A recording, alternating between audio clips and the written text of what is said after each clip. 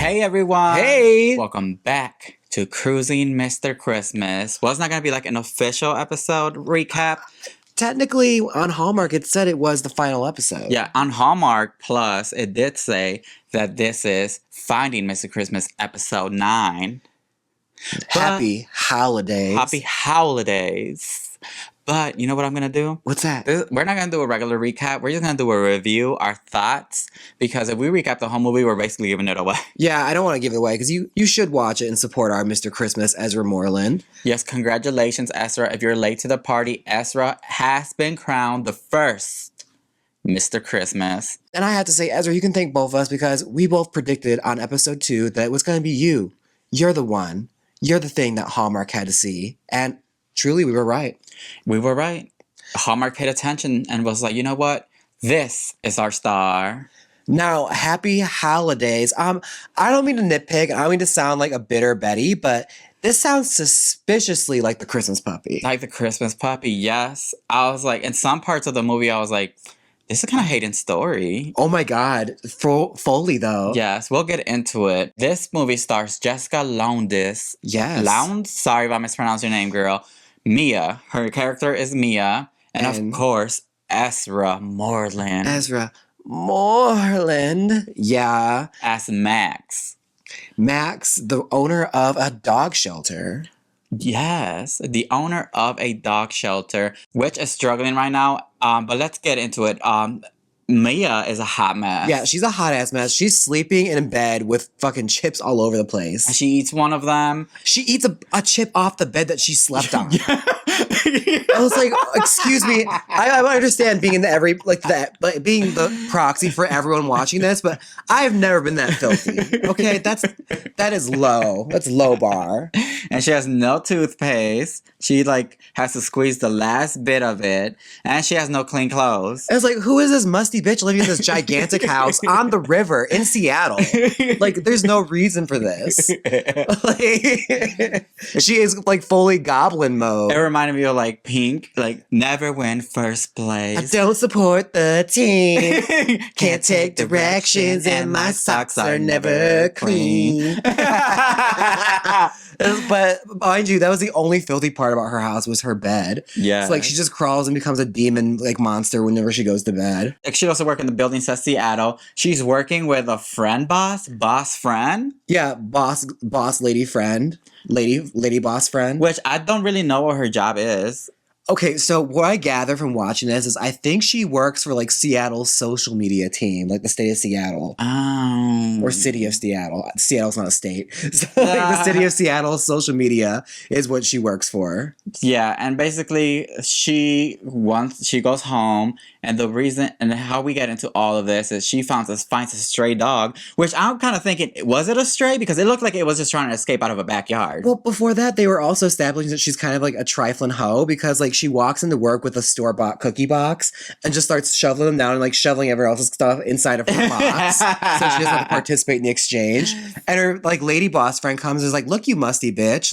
You could at least shower before you come into this job I gave you. Honestly, that is so mean. I'm like, let me trade these store-bought cookies for these homemade cookies. I never understood the potluck thing with work. It's why do I have to cook for you guys? I don't even like you people. That's how I felt at work. And then they judge your food. Yeah, they judge your food. And it's well, I didn't want to bring anything anyway. I volunteered chips and soda, okay? So this is why I get her. I get her now, okay? I get her struggle. I get her vibe. I'm going to bring you guys Oreos and water. Yep. That's very mean. The dog is a mess too. And then she's basically, I'm the only hot mess in this house. But did we ever establish if that was anyone else's dog? Because the dog was trapped in a fence from a gated-in yard. That's what I thought. I'm like, did she just steal a dog? Did she just steal someone's dog? This is a whole different movie. She just stole a dog. I think she stole somebody's dog. We should watch again and see if there's any missing posters on the post. This is fully some family's dog you just took. But she takes it to a shelter and we are greeted with Ezra Moreland as Max. And I have to say, Max has some anger issues. Yes, but let me tell you, before we get into that, Ezra is looking hot in this movie. That beard... The scruff is very sexy. The scruff was, oh my God. I was like, I didn't know he could get hotter. It's one of those things, you could just wear a sweater and some well-fitted pants. Baby, you got it. Yep. And yes, Max does have some anger issues in this movie. So Ezra does play a character, Max, who is very, very, very, very, very rude. Coming from us. Coming from us who are like the antithesis of rude, but like not even this. It's like he runs a dog shelter, but like he has such a rigid like process to adopt a dog. Like he's chastising this poor woman who just wants to adopt a dog for her and her son. Yeah. And he's like, "But does your gate go up to code? I'm gonna go and inspect it." Like that's kind of like really weird intensity. You didn't mention you had a son. You have to list every occupancy inside your home. I'm like, this is not how you're gonna get your dogs adopted. No. And it's like you come to find out later, like this place is like struggling to stay open. It's like, well, no wonder. Get him off the front line. Right? I mean, he's very passionate. Okay, he's passionate in his defense. He just cares a lot too. No, if I saw somebody like that worked at a dog shelter, I was like, can I volunteer? I want to volunteer all of a sudden. And you know what? I would cape for him too. I'm like, you know what? Yeah, he's got anger issues. He's probably a sociopath, but he just cares so much about dogs. Yes. Have you seen his ass?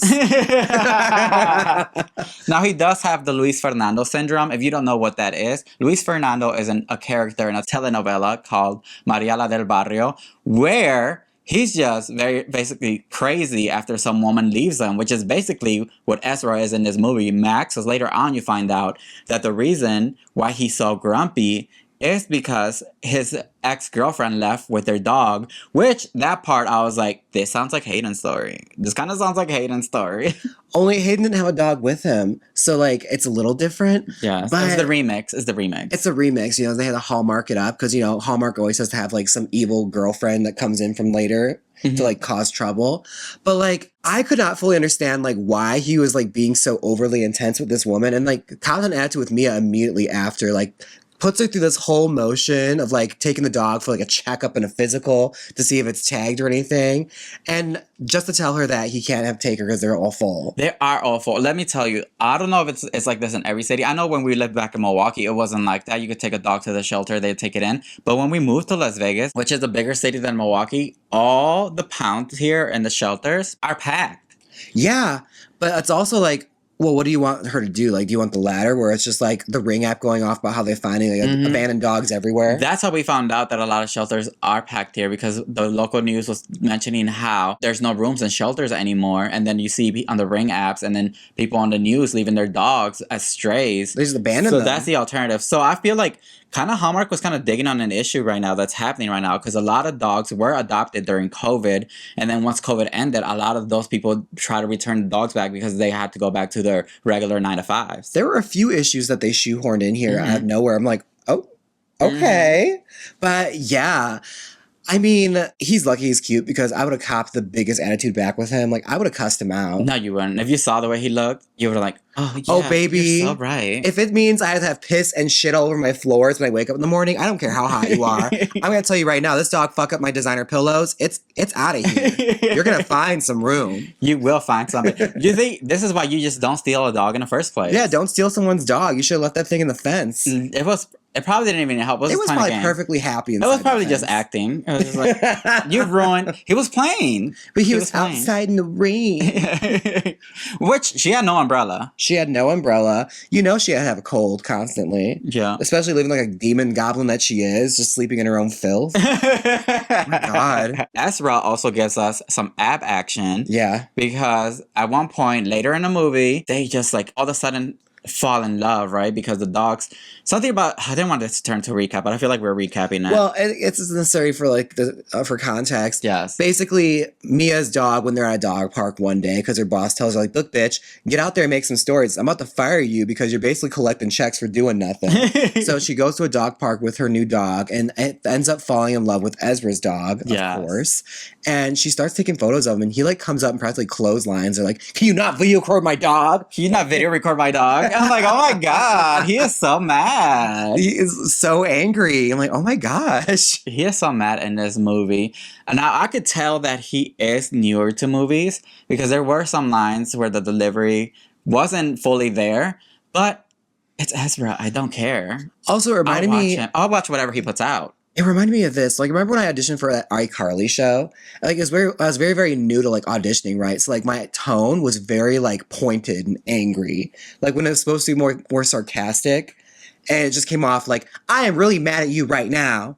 Like It just needed a little bit more ease, a little more playfulness to it. Because some of the lines I was like, I think that was meant to be more jokish than like chastising. Yeah, it's just a little inflection, like changes, you know. Honestly, that's the only critique I have for Ezra in this movie is he could just work a little more on your inflections or different tones. I don't know if they told you this on set. I know when James auditioned for that Carly show that James didn't get was because he didn't use the right inflection that they were wanted. They keep saying, please change up the inflection. And James was like, I'm fucking mad. I'm mad at you, bitch. Yeah. Did not book that role, but like, I look at it back now. I was like, yeah, I was going a little hard with it, but that's the thing too. It's just like sometimes you need to listen to those notes in that direction. I wonder if the director gave him any notes, so they probably watched it and thought, no, it's good enough. But you know what? It's his first movie, and what a big first movie! It's a Hallmark movie. Girl, you're on TV. You are on TV. And can I talk about the actress? She is so good. She's good. She endeared me to her despite the fact she's like a goblin person in this movie. I know, she's like... she changes, okay? She changes later on in the movie. Okay, they're both a mess right now. Both of them are a Look, mess. she's got her problems, okay? We all have problems. She's going through a lot. Which she did go through a lot. Oh my God. So let's talk about it.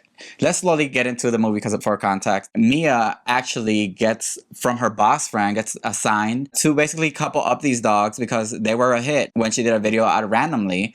So now Jules, is that the name of the couple? They didn't have a dog couple name. Jules was his dog and her dog's name was Russell. And there was like a whole beat with her and her boss trying to figure out what to name the dog. And they couldn't remember who was the actor in Gladiator. And I had like popcorn brain. So I'm just like, Pedro Pascal? Isn't he in the new one? I don't remember who was in the old one. Them in the old one. Oh. Yeah, because it's Hallmark. Also, can we talk about these like videos they're making of these dogs? It's literally like shots of the back of the dogs' heads. Like literally nothing that would engage anyone on a social media platform. Oh no, the dog community is there. You're just not part of it. So you're telling me people are going to sit there and not even seeing a dog's face. It's just like, okay, the back of a dog's spine and maybe a little bit of a tail. And like this much of the background of the dog right over here. That's all they need. A little dog, wag dog and tail, and then they're happy. I don't buy it. You know what? Maybe you should ask Hayden. I don't buy it. I have gotten... Hayden? Look here. 1-800-HAYDEN. I'll tell you this right now. I have gotten on a wormhole of like the dodo and all these dog videos. What you need is like the AI voice going on and saying like, this dog was stuck in a well for 16 hours and then saved a 3-year-old from death. It's like, that's what you need. But yes, that is how they end up together, is through this program. And that's how they end up getting to know each other a little bit. They go through some tribulations as well while working together.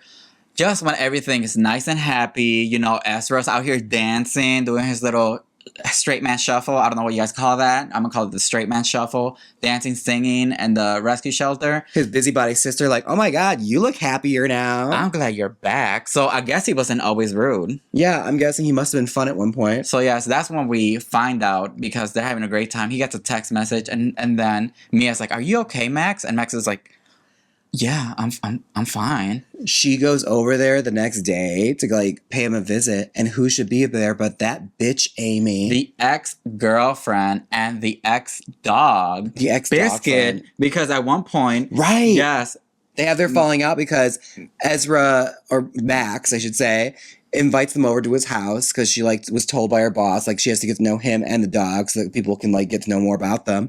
And Russell goes and plays with one of like Jules' toys, and I guess Biscuit, yeah, because it was Biscuit, so it's the ex-dog. Yeah, they review it later. Like that was the thing. It's just like he flips out at her and explains like that is her ex-dog boyfriend Biscuits. She's very possessive over it, and she's just like, this is a lot for a dog toy. Yeah, this is a lot. Let me just get out of here. The Luis Fernando syndrome was Luis Fernando syndrome. I mean, this is right after he took her to like that little area in the woods, the like true love tree. I'm like, girl, he's gonna murder you. Yeah, like he went from being happy to like mad in an instant. Like it was so fast. So yeah, that's when they have their falling out. And she's basically like, oh, dodge the bullet. And we're like, yes, you did. You did, okay? I don't care how good looking he is. But yes, then eventually the girlfriend does come back into the picture. And she's actually really rude to Mia. Yeah. She tried to tell the ex-girlfriend like, hey, I think your dog has sclerosis or something like that. Yeah, sclerosis. Sclerosis, some medical term. Something she could tell just from like the patches in the raggedy ass dog's fur. It's like, yeah, I could tell because, you know, that's a sign in humans. And then she's like, well, good thing she's not a human, right? I was like, yeah, she was really short with her. Well, Okay, you clearly still want to fuck Max. Oh, for sure. Like, that was the whole reason she's there, because she saw videos of how happy he was with the dog. And she's like, you know what? I need to get me in on that. You can't be happy. You can't be happy without me. She was like, you know what you need to do? You need to pack that dog up and come back to LA with me. Yeah. Okay? So then he's conflicted. He missed the Santa run because of the ex-girlfriend. So yeah, they're both in like awkward stage right now. Max thinking about moving to California, and then Mia's actually thinking about moving back to Miami because the parents want Mia to go back and be a doctor because, surprise, she's a doctor. She's a doctor, like a secret celebrity doctor. Which brings us to the other point Hallmark kind of made. It goes really hard and dark with this one. Like, oh God. Her backstory, the reason why she left her practice is because she did an emergency surgery on a patient that she wasn't supposed to, because she saw that the patient was dying, but the hospital kind of left her in the waiting room because she had insurance. She had no insurance. So the patient ended up dying because it was too late once she got her into the table. But Mia got reprimanded for that, for doing surgery without, what is it? Not consent. Without permission, basically without approval. Which I'm like, this is very dark and very true. That's tea. Yeah, y'all really, very timely. Y'all really went in on the American healthcare system right now. Yeah, Hallmark, damn. I know you're trying to make points like that. I know. I was like, damn, that backstory was deep. That went hard. She delivered the lines really well, because I was like, okay, she knows what she's doing. It also blew like Max's whole backstory out of the water. It's like, yeah, I get that this chick left you, bro, but she's going through a lot, and you've been really hard on her. Yeah, and now I understand why she was a mess. Yeah, like somebody died, and then you take all the time you need, baby. Okay, eat all this chip off your bed. I don't care. Fart on that moment. Season them with your voice. But yes, we do get a very sexy moment from Ezra in this movie, because they do end up walking in the rain, and then all of a sudden he's just so wet he wants to put his shirt in the dryer, and he takes it off, and boom, the Christmas abs are revealed. Oh, those great Christmas abs. Not to mention when they were hiking in the woods and he had those gray sweatpants on. Ooh. That director, whoever was like filming this needs his ass ate, because all you saw was like his big old ass walking up those hills. And gray sweatpants. You guys knew what you guys were doing. So yes, during that rain scene, I was like, why just the shirt? Why not the jeans? I'm pretty sure the jeans are more soaked than the shirt. Honestly, take off your boots, your socks. You're filthy. You're soaking wet. Take it all off. Oh my God, do you want me to keep you warm? You can use my body to keep you warm. Let's get under the weighted blanket and the Christmas sheet. But yes, talking about that outside scene, actually, the cinematography in this was pretty good. Some of the lights were, I think, After Effects, and some of the trees were as well. It looked really nice. I think the one special effect that needs to get called out and brought to attention was the use of what I'm suspecting is Suno background music. Oh, James thinks this is AI soundtrack. I think AI made a lot of these songs they're playing. It's like, there's no way an actual human being recorded this. The telltale sign is usually like, with dazzling stars in our eyes. It's like, I know a Suno track when I hear one. It did sound very Suno. But you know what? They were probably on a budget. But it also made me realize Hallmark has some money, because the sets were really good. I mean, you could tell, because like the Christmas house had like Mariah Carey license and stuff. So like they're like, we're not licensing any more music. Screw this. At the end, we're gonna skip to the end. Just watch the movie. Yeah. I thoroughly enjoyed it. But yes, at the end, they throw a big funding because one of the people that was gonna fund them doesn't have the money. Yeah, their investor pulled out. Yeah. So now they have to find some reason to save the dog shelter, which is very Hallmark. Something has to be like in peril. Yes. So then they create this event last minute. It's cute. The way they threw it last minute, they actually don't end up raising that much money. No. This is where Jonathan Bennett does make his cameo, though. Oh, yeah. And Jonathan Bennett's playing like an overly ambitious, like potential like adoptee for a dog. Like he says he's basically perfect. Okay, he's like, look, I got James Vaughn. All right, he's back there at home. He's very active. You need any more? October 3rd. I'm Mr. October 3rd. Okay, you ever heard of a movie called Mean Girls? I was in it. All right, so the residuals are still coming. Okay, I work from home, so there's no pesticides in my grass. All natural. All that he was giving them. I got a house in Palm Springs, Las Vegas, you name it. I got somewhere for this dog. Okay, it'll be fine. Because basically Max's reputation follows him in that town. They know. he is mean. He is a mean man. Like, that girl's hard to please. He is a so. mean girl. They have a nice, cute exchange, and Jonathan Bennett calls in. There's a little drop in there. What is that called? A little Easter egg. A little Easter egg. Well, thank you so much, Mr. Christmas. I'm like, it's kind of random. It wasn't random, okay? Because Okay, explain yourself. he was throwing. It was during Christmas, and he was throwing this funding party. He's the main guy. So if this is his party, he's Mr. Christmas. If you're the one hosting the party, you're Mr. Christmas. Is that how that is? Is that how that works? Yes, and it's Christmas time. Is that what that is? And okay. he was also in the show, so it's not that random. I think you're just trying to like separate the show from the movie, that's why it's called Finding Mr. Christmas Episode 9. I understand you're very passionate about this position, and I'm not going to here to argue anymore. All right. Okay. But yes, at the end, basically, they want him to make a speech. He's scared, just like he was in the competition. He's a little nervous. He kind of messed us up. He's like, I want to thank myself. I was like, you better thank yourself. I'll be thanking myself in the speech first. I want to thank myself for being brave enough to come up here and talk in front of you. I mean, he should have gave a shout out to God, honestly. First off, thank God.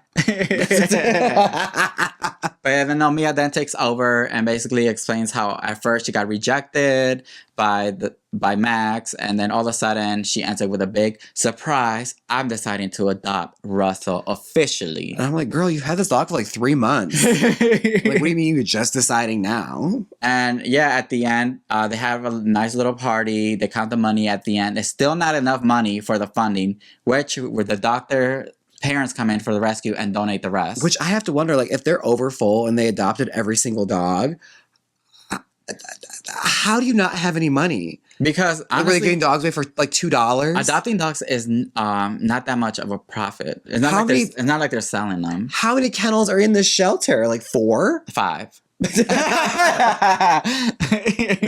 like this gigantic like storefront area and 4 kennels. Which if I have another critique, I did not see enough pet hair on Max's sweaters. Oh no. Now look, I shake this, dog hair everywhere. Everywhere.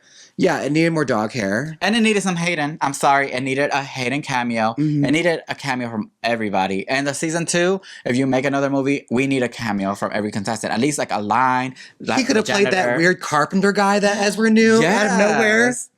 Like, what was that about? Yeah, I know. Look, I know the whole point of the competition is to give him a leading role, but that's it. It's a leading role. You guys could add the other guys as like little extras or little Easter eggs. That'd be nice little Easter eggs to have them in. Yeah, absolutely. Like, there is no reason why they couldn't fly these guys out to do like a little small bit. Yeah, or Hayden could have just played, or just be at the fundraiser at the end. Yes, just be at the party. Honestly, yeah, we're calling this out. Honestly, it needed to happen. But yeah, a cute thing that they're doing right now, I think Hayden and Ezra are actually working together right now to provide funds for Hayden's dog shelter, which is while very promoting this movie. Yeah, so also more importantly, they're also spotted working out together. Oh yeah, they're working out together. And that's really interesting. So